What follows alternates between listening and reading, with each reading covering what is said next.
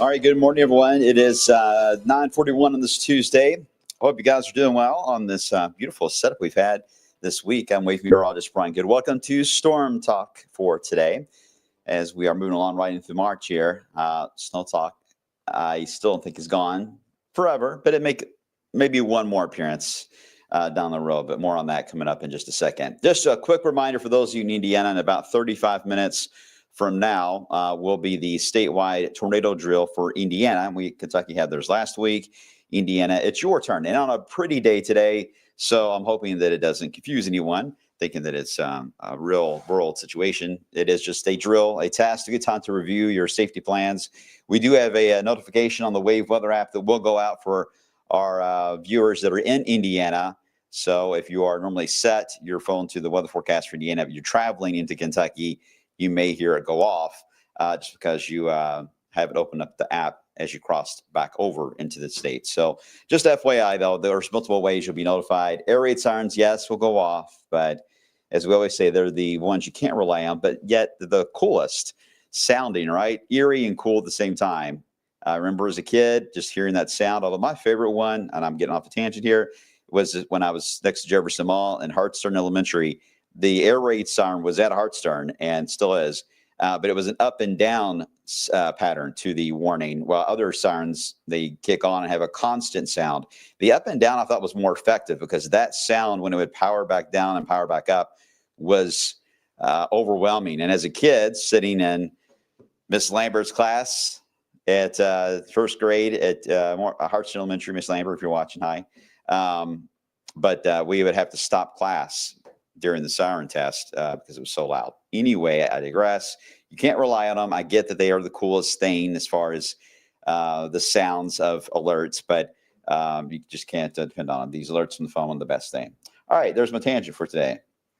Here we go. Will they set off the radios? They should. They should do the test on the radio on that. So make sure to listen for it. All right. Good. All right, let's move on because we have a lot to cover here today, and I got a short amount of time as always.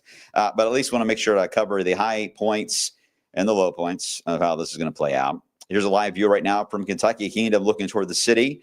It looks like summer in a way, doesn't it? Just got that kind of vibe of a very warm setup today, and boy, it will be a warm setup coming our way. In fact, it should be actually the warmest day of the year, the way it's trending for later on. May not have seemed like it this morning with these numbers on the chilly side, but we're making some ground, and this is going to be another rapid climb. And the thermometer, we're in the 50s now, we'll be in the 60s, likely during the show today for midday, and in the 70s when I see you guys at 3 o'clock this afternoon. Now, it's worth mentioning that today and tomorrow, especially, the amount of humidity in the air will be dropping in the afternoon, especially around 3 to 4 p.m. That there's no official burn ban that's out here, but the elevated fire danger will be a concern that will start to show up the next couple of days. Not to an extreme level. I don't see us getting a red flag warning. But if you have any outdoor burning, just please just keep an eye on it. Be very, very careful because some of these gusty winds will start today. We didn't have much wind yesterday. Today we will. And as these gusty winds ramp up, as we've seen in recent days, it doesn't take much to get a fire out of control. So please just monitor that. Just want to make sure to issue that idea. All right. Quick questions I wanted to check on. A lot of good mornings. Hello to Angela. Hello to Brandon. Dave and Jean. Always keep an eye on Carrollton. Appreciate that. Olivia, do we have to worry about flooding along the Kentucky River? We'll cover that in just a second. Hello, Michelle. Hope all is well there. Ren, how you doing? Do you think it would be more of an isolated tornado threat? I'm assuming you mean this weekend. We'll cover that as well. And Carrie's on board. Hi, Carrie. Welcome on board there on YouTube. Okay. So I know you guys are just about the weekend. Of course, I get that. But there are a couple little minor things in the short term I want to cover. I mentioned the warmth coming our way. We've got the beautiful sky overhead. The only system that shows up, but it's a pretty one on the satellite. Look at this. This is looking from space. And as the sun lit it up this morning, doesn't even have the other part of the United States lit yet. But you can see that this low that produced the tornado yesterday while we were on the air. Didn't realize at the time we were looking at that tornado in Orlando that it was hitting the TV station where former meteorologist here, Wave, Jessica Dobson, was at on the air and doing damage to the TV station. She's okay. But at the exact moment yesterday when you guys were watching and we were zoomed in on that tornado warning, they were getting hit. EF2 is what that tornado was there. But this has been a potent low for sure. heading out to sea, causing, I'm sure, some bumpy rides for cruise ships, too, in the Western Atlantic down to the Caribbean. All right, the rest of the country is quiet. That's good. In fact, the only severe threat is going to show up the next couple of days is going to be this little mini-me that's moving across the southern part of the country, may spark a few thunderstorms that could produce some hail into Alabama. Now, there is a chance we could get some thunder out of the system as it rolls in here on Thursday, but your severe risk looks down to the south. All right, it is a time now for, here we go, another edition of Brian drawing on the map to try to make sense. So this is usually the best way I can try to explain my thoughts in my head, and then I'll show you the maps. All right, you guys know we got this strong low pressure that is moving in, very deep low that'll form right here into the plains. Y'all see that color well? Do I need to choose a different color, by the way? I chose purple yesterday because of all the yellow that was on the map. Maybe I'll just do white. Is that fair? Yeah, cool with that. Hold on, let me get my pen in control. We'll just do a white color, and that way it'll be a little easier to see. Fair? Fair. Let's make sure. Can you change it to pink or green? Well, I don't know. I guess I could, but then we're getting picky. How about I'll try to change it up every now and then. I'll just do white for today because it's easier to see. Okay. All right. Here's the low pressure. Moves on by. Very deep low into the northern plains. This is where everyone's been talking about how low the pressure will be. And don't get me wrong, it is going to be quite a deep low pressure. But for us, this low itself, yes, is going to increase our wind on Friday as it moves to the north and east. It will provide for a squall line in advance of it that will form. That will be an issue for us, at least potentially late Friday night, more than likely the pre-dawn hours of Saturday. But I don't think this is the big system that we're needing to watch. I think we have to watch that southern system because let me redraw this. We got the low moving to the northeast. We've got the front that'll be attached to it. The front will be lined up very close to the I-65 corridor by sunrise on Saturday. When that happens, the next low is going to develop somewhere in the deep south. We were thinking around Nashville yesterday. Now it looks a little more south of Nashville. It will form along that and then track right along it to the northeast, right over Kentucky. It's a 1-2 punch. So we've got the parent low moving through. That's going to increase the wind, give us the squall line late Friday night and Saturday. Then we've got the second one for Saturday afternoon and night that will then surge northbound. To me, the second one has more of an issue that is showing up for us and impacts than the first one will. Neither one are good, and they're very close together in timing. So the margin of error is pretty high here, which is concerning because we got the alert days out. We're talking about the setup, but a lot could still change, especially when high-res modeling can see this. And you're like, well, why don't you just don't talk about it until you get high-res data? I get that. Yeah, I get that. If you don't want to, if you can't get all the important details yet, we don't want to know. Well, unfortunately, that's not what you want to know because overwhelming response from you guys is you want to know as early as possible. If there's going to be a snowstorm next November, you want to know today. And it's overwhelming. I'm not just saying a few of you. It's overwhelming, the response we get from you all. So we talk about it more. And it's good because, to be honest, we do have the data, like as we do now, to kind of give you an idea of how this is going to play out. I couldn't draw this otherwise. But meteorologically speaking, I can see what's happening. I see the pieces on the field. I can't explain it in the way that I think is going to happen. But the finer details, yes, are going to matter. And you're going to see some of those finer details get more ingested in our language and our outlook over the next couple of days. I think it's going to be really tomorrow night and Thursday morning that we really start to get more of the finer details on data. But I want you guys to at least see how the players are in the field. As I always say, it's tough to do on TV in enough time. But that second piece we need to watch carefully. The other good news about it all is that we're going to have a nice little warming trend before this all arrives. That will take place today. Mid-70s, easily, perhaps even getting closer to 80, to be honest, today. It wouldn't surprise me. It depends on how much we mix today and that wind gust. If it's windy outside this afternoon, as it will be, but if it's a strong wind gust, that is a good sign you're going to likely overachieve on your highs today in your location even. We get into tomorrow. All right, a few high clouds tomorrow, but still a very warm setup. We're not going to drop as much tonight. And because we don't drop at night in a progressive manner here, we have a higher bar that is set to start the day off. And therefore, when we get those south winds, we then overachieve because our base was higher to begin with. It's harder. It was harder yesterday because we were in the 30s, but today we were in the 40s. So again, our base is getting higher and low temperatures at night. That gives us more wiggle room to keep increasing in the day. I think everyone gets that. But this is the high res in-house model. And here's what's interesting about this.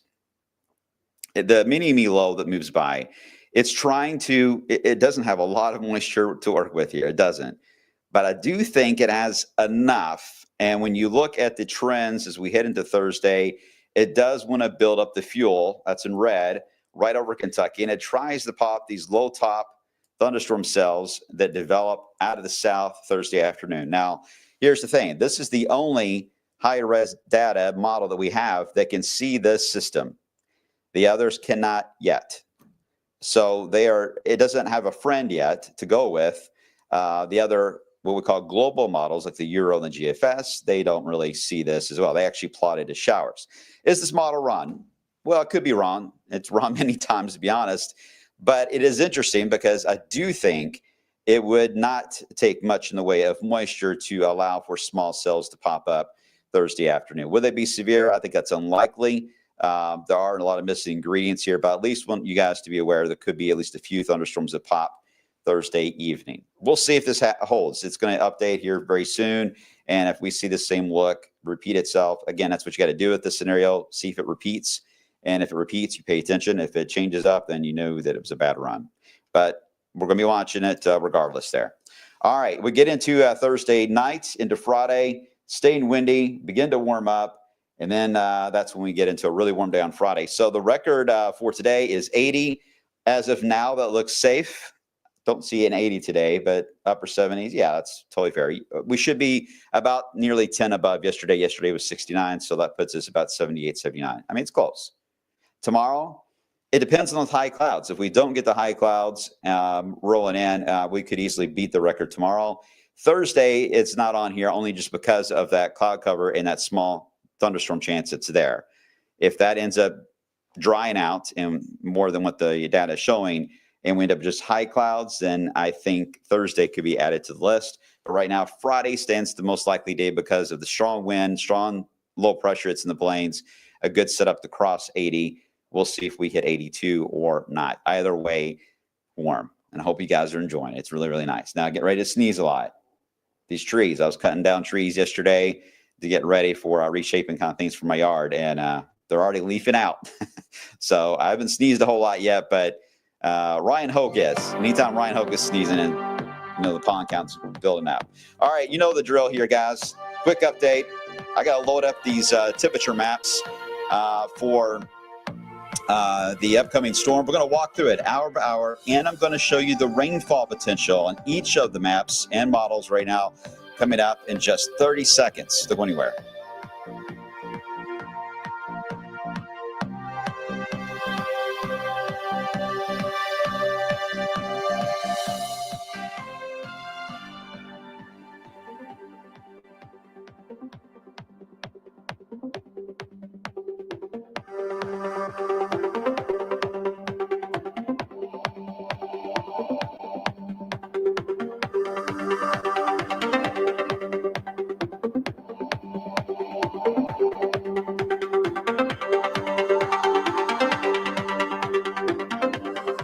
All right, I'm back. Jay, I saw your question there on the hurricane potential for around the Puerto Rico area in the North Atlantic.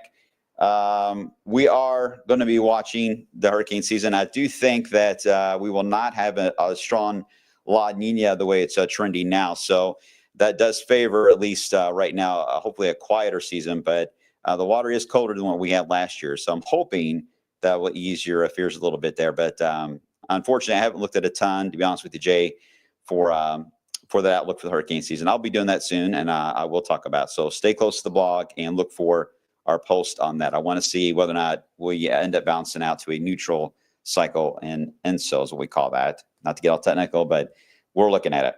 All right, speaking of looking at things, you guys ready? Here we go. This is the setup for thunderstorms. This is the Storm Prediction Center's outlook, by the way. These are not our outlooks. These are not from CSU, the AI. These are from the Storm Prediction Center. It looks weird because, again, there's a crossover. We love crossovers.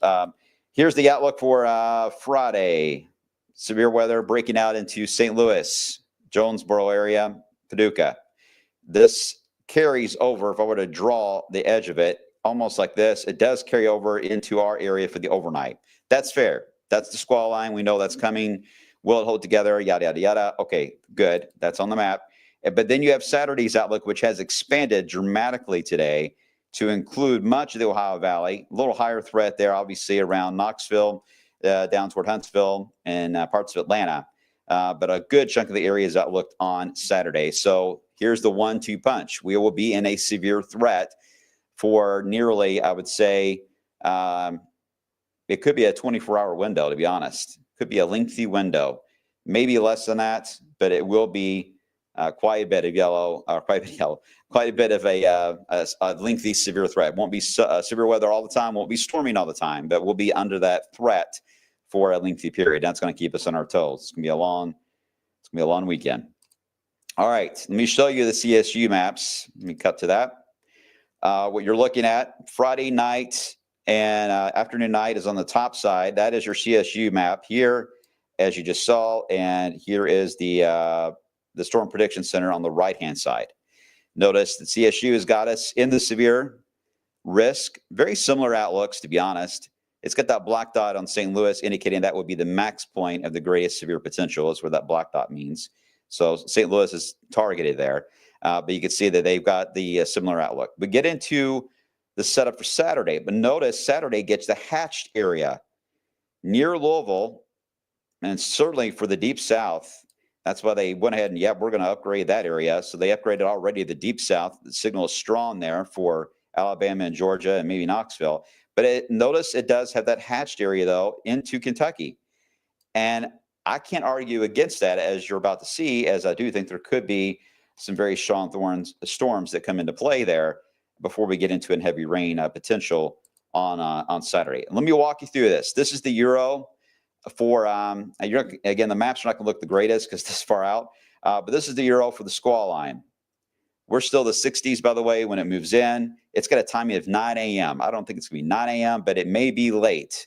It may be like a 5 or a 6 a.m. arrival on this squall line that moves in out of Missouri. And there is a chance the southern part of that could really fade out. It looks overwhelming here, but the southern part could begin to fade as Indianapolis, Chicago, they'll take the brunt of the arrow, if you will. It'll bow out like an arrow, the entire line will. That will be focused more toward Indianapolis. We'll be on the tail end. Now, we can get what we call tail end Charlies on the bottom of that line. And what is a tail end Charlie? Tail end Charlie is just basically a cell, usually a supercell at the very end of a line that tries to disjoint itself and has the ability to rotate. That's where we could get a sneaky storm that we would have to watch out for. And that would be crossing roughly in southern Indiana, northern Kentucky at a very rough time in the morning, being about 5 or 6 a.m. Not guaranteed that's going to happen, but the signal for one of those is almost getting a little textbook in nature on some of the data I've looked at. So I don't think we have much to worry about Friday evening at this point. It's just going to be windy and warm. Everyone's going to be out partying, I'm sure, just because it's Friday and it's going to be warm, 80-degree temperatures. We know how things work. Everyone gets out, and there's a lot of people that won't be paying attention to the weather. So I'm hoping that you guys are doing the right thing. Hey, you're good. You're on track. All right. You're doing great. But tell your friends, share these posts to your feeds so they know that that potential is there. As they wrap up their Friday night, they will likely see lightning in the distance as thunderstorms roll in. But this is wave number one. Wave number two, as I mentioned, it's a little harder to see here, but we get a small break around midday. Temperatures, I think, could easily jump quickly into the 70s because the front itself does not come through here. It's just the thunderstorms that come in way ahead of the line Friday night and Saturday. They get so far behind or way ahead of the line that the cold front's still trying to play catch up. The cold front finally starts to roll in around mid-afternoon on Saturday, where it's stalled out. It kind of rolls into Kentucky near I-65, but we're still going to be ahead of it, so we'll be able to warm up. And any hint of sun, which is possible, would easily push us into the upper 70s to near 80. But it could be a weird day here on Saturday. But my concern is the low pressure as it develops. There is going to be a mini warm front with it that will also surge northbound. As that happens, there is going to be at least a low-end tornado threat of it passing through before we get to the heavy rain. That will be at some point Saturday afternoon. I cannot give you much more of a time than that. I'm just telling you what it looks like with players in the field. Once that low moves in, then it's all about the heavy rain along its track and just west of its track. And that is certainly a big threat for the area, more than the tornado potential would be, or any thunderstorm potential would be the heavy rain. And this could come down hard. I'm talking about 2 to 5 inches in just a few hours' time. So to answer your question about the Kentucky River, this, if it aimed toward the Kentucky River, yes, would cause it to rise. The Ohio would be a much slower issue if it had any impact at all. But I'm more worried about flash flooding, hydroplaning, that kind of an issue more than river flooding for now, until we see how long this lingers. If it lingers too long, then yes, river flooding becomes a factor. But right now I'm thinking it's going to fall so quickly in a short duration. It's going to be your smaller creeks and streams, the Bear Grass, if it's impacted, the Salt River, maybe even the Rolling Fork, Brashears Creek area. That area could easily run into a very rapid rise. Floyd's Fork is one as well. So be aware of that. And this will be Saturday night and very early on Sunday, and then we'll have a chance to stay windy but cooler after that. So looking at, that was just the overall theme of it. Let's look at rain totals. Here's what the Euro has on rainfall. You can see where it has that band, and this includes thunderstorms that come in Friday night too. So it's a grand total, but it's a 2 to 3 inch band. Notice it's very focused on its track because it doesn't have much on the eastern side. I mean, it has thunderstorms that form in eastern Kentucky. And a lot of wind, by the way. I mean, this whole thing's going to have a lot of wind with it. Don't get me wrong. But the amount of wind on Saturday on the eastern side of that low is going to be stronger than anything you'll see Friday night or Saturday. So I'm talking 50-mile-per-hour wind gusts in general. So where that low tracks is going to be very strong winds on the east side, not so much on the west side. But look at that sharp cutoff on rain, guys. Woo. Very sharp. This is just the Euro. Let me show you the, let's see. Which one is this one? Oh, this is the GFS model. Has 1.5 inches. BC, it's got the 3 to 4 inches more east because it thinks the low is going to be a little more east than what the Euro does. This is where just a few counties makes a difference here. And that's why I'm showing you this. I'm not showing you this to pay attention to the totals. I want you to see how difficult the rainfall forecast to be, because it is significantly lower on the west side and significantly higher on the east side and on its path. But which model do we go with? Here is the high-res Canadian model. Didn't help a whole lot. There's no doubt that the GFS and the Canadian are a little more east, but even if you were to take the center part of the Euro, it would line up right there. The difference is the wide spread on the eastern side or not. So at the moment, the way this is looking, if you're in Bedford, Indiana, and Jasper down to Owensboro, you're on the better side of the data right now to be on the lower end of all this. Louisville's right there, right on the fence. And I mean, it's a battle between us and, say, Corydon on the rainfall cutoff of heaviest. If you're near I-65 and certainly near I-75, it's a different story. A lot of the data keeps aiming toward your area. So you need to pay more attention if you're east of 65. That's about as specific as we can get for now. What our goal is going to be over the next couple of days to explain. We're going to get timing down more. That's important for each of these waves, so you know how to plan. We're going to get the timing down. We're going to get the impacts down. Will it be the strong wind? Will we look at the severe potential damaging winds, or will it be tornadoes?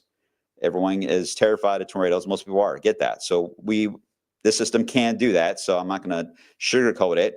I believe in being honest with you guys, what systems can do, and then hopefully comfort you and let you know the odds of that. Or is it something that is going to be worrisome in a widespread fashion? Those are the kind of things I'm going to be answering for you. All of us will be. And lastly, rain totals. Where will they fall? Where will the flooding potential be? Those questions I can't answer with high confidence yet, but boy, we're going to be able to in the next couple of days as we get more data. So we're just going to be very general, but I hope everyone's just got a good grasp of how this is trending. Let me show you the 10-day real fast. Get to some of your questions. I have been sharing. Thank you. Appreciate it. Glad you have been. Hi, Joanne. My daughter is driving in from Ohio. Is Friday night better than Saturday morning? Yes, Friday night would be better than Saturday morning from Ohio because it's going to be very nocturnal timing on this line. I mean, she's likely going to see the lightning in the distance. I get that, but make sure she keeps an eye on the Wave Weather app and have it set to follow me. That way that if she's traveling, the Wave Weather app will notify her of heavy rain, lightning, and severe weather coming her way. So she'll be noted in advance. So that's the cool thing about the app is it can travel with you and alert you as you travel. So if you have travel plans at all, get those functions turned on, but make sure you select follow me. Don't set your location unless you're not going anywhere. Then yeah, set your location. But if you're traveling, remove that. Select a different option to follow me, and that will help you out a whole lot. But Friday night will be better. Brandy, would you say the worst of the severe weather stays east of the heavier rain? Yes, and the way it's looking, I try to draw, there will be the warm front. So I think the northern part of the low will have severe weather, and then the far eastern side. So for Louisville and a lot of us along 65, it's when the low initially forms Saturday afternoon. That's where you're going to get your tornado potential, if anything at all, and it will quickly transition to just heavy rain. While yes, far eastern areas will keep going with the severe weather potential. Very complex, Brandon, very complex. Hi, Sarah. So the first punch is moving east, and the second punch is moving north and east. You got it, Sarah. You get an A on the quiz today. Hi, Katie. I can deal with the high winds. Once the tornado potential comes, that's when I get nervous. Totally understand, especially if it's a nighttime issue. Right now, I think the front Friday night, yeah, it could, if it gets a tail end, Charlie, could have some tornado potential with it. But I'm thinking at the moment that could really weaken dramatically. We'll see. But the second low should be a daytime issue. Hey, Austin, is the flooding the highest concern right now over severe weather? At the moment, yes. Flooding is higher because it'll be more widespread. It'll affect more people than the severe weather potential. The severe weather will be a little more in pockets, so it's not going to be every county. The heavier rain potential could be a majority of our counties. We have 34 counties that I have to cover, our team does. And so we have to keep in mind all 34 counties that are watching. Some of you watch farther away, obviously, but we have to have that idea all the time when we're discussing things with you all. I know the 10-day is for Louisville, but we know that you have different weather in different areas. And that's why the app on your 10-day on the app should look different where you're at, because we account for different areas of wave country and divide you up. But anyway, I got on a tangent there. Sorry, but I think I answered your question. Let's see. Anita, our power outage is expected anytime you got strong winds and thunderstorms. That's always possible, especially with an above ground grid. As always the case, just have everything ready to go in case the power does go out. And keep that plane going. It's going to be that kind of a season. Hi, Cameron. How you doing? Do you see us being enhanced by Thursday or Friday? And enhanced for the Saturday event? Not at this time. I think right now the deep south signal is very strong for Alabama. I think they will. I think we will be in a slight. I don't know about anything enhanced right now. It's such a short duration. It's going to be hard. It's going to be really challenging for the Storm Prediction Center and the National Weather Service to try to handle all these alerts with this 1-2 punch being so close together. Boy, that's a lot of typing, a lot of adjustments and alerts and placement and messaging. So our meteorologists here are great at the Weather Service, actually in town in general. Our TV meteorologists in this community are great. I know we're all competitors at different stations, but we have some really great folks here in this area. And they're smart. They're used to this area, and you guys are lucky. You are really, really lucky. I grew up here, but I've lived in different markets, and this is a very unique market. I'm being very weather intensive. So you guys are lucky and in good hands. So keep that in mind, and hopefully it gives you a little bit of comfort. Okay. Ben, how you doing? All is well, Ben. Racing Louisville match at 5 p.m. I've already been talking to Tawana about this, and she's getting nervous. What did Tawana say? Tawana, I know you're watching. She's in a different room right now, but she said something like, if you're ready to deal with high winds or all the ball itself flying at you at 40 miles per hour, something along those lines. Anyway, it could be an issue if that warm front band does develop and we get that severe risk. Then that would be a player at 5 p.m. Otherwise, it'll just then switch over to the very heavy rain, which will be for the rest of the night. I wish it was a better setup for the game. There's an opportunity you could at least start it, but getting it finished is going to be tough. Let's hope it changes. Let's hope it changes. Let's see. Hi, Todd. Hi, Kim. You love snow. Yeah, we're not done with snow yet. I haven't had a chance to talk about it all yet. I'm going to get there, though, but I don't think we're done. But it's not important to talk about right now. Not important at all. At Brandon, models of ref on an agreement for poor Alabama. Yeah, poor Alabama. Deep South, the Dixie Alley areas, we call that. I do worry about. And I'll end on this note. Shonda. Hi, Shonda. Agree with you about meteorologists in the little area. So many goods. There are. We're very, very, very, very lucky. All right. Again, here's that 10-day, which features the warm weather. We'll keep an eye on those little sneaky downpours there on Thursday. Nothing to worry about there. It's just more of an inconvenience. But Friday night and certainly Saturday will be active. We do stay windy, by the way, Sunday and for St. Patrick's Day. The winds on those days will be over 30 miles per hour. So it's going to be a colder wind. And then we reset, and the first day of spring is next Thursday. And when you know it, we have a chance for some thunderstorms. Shocker, shocker, shocker.